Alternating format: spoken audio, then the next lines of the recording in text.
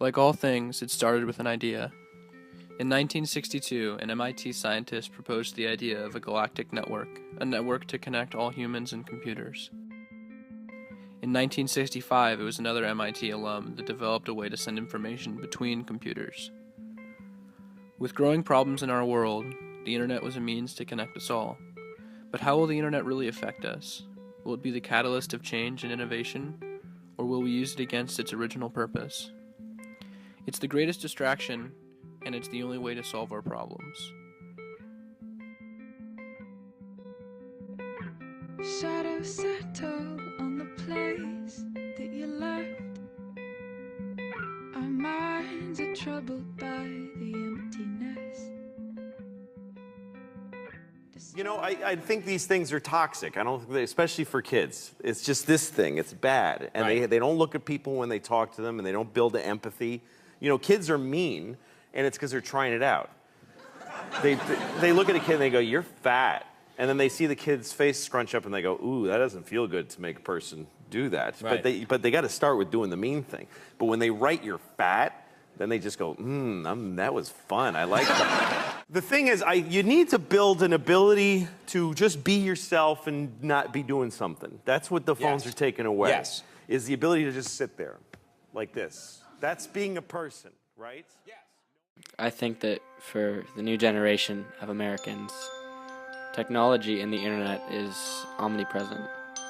You come into contact with it more than any parent, friend, or important occupation.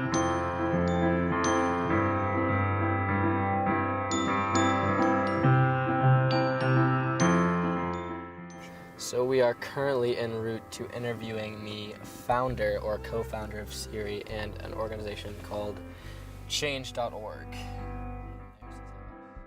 How do you think the internet has changed the younger generation?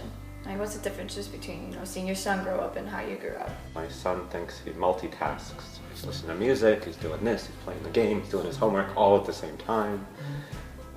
I'm not sure that's a good thing, and that's very different than when I grew up.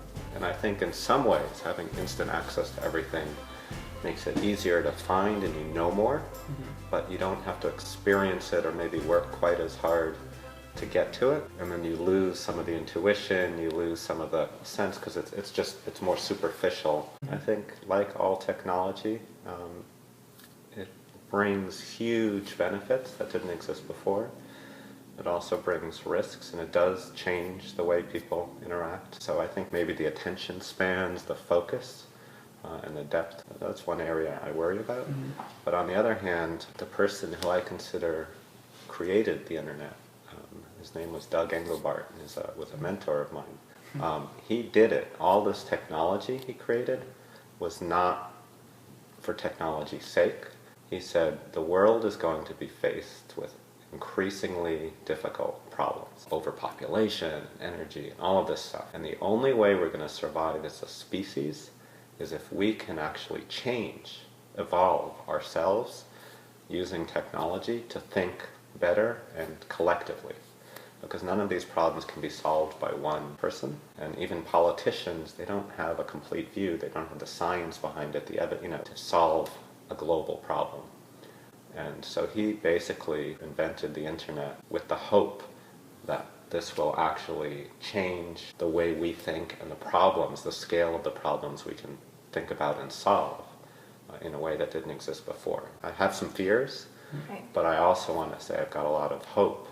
And it's important that we continue this, because like I said, all these problems, global warming and others, you can't solve them a single person, and you can't get all of the people who need to solve them together in a room.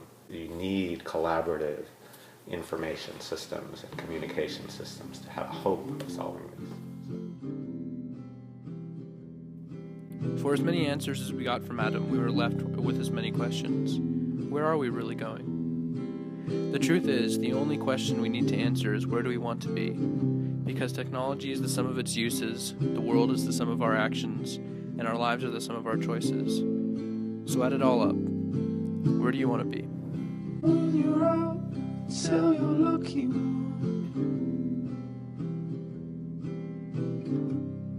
To know what you leave. Don't you like when you're free?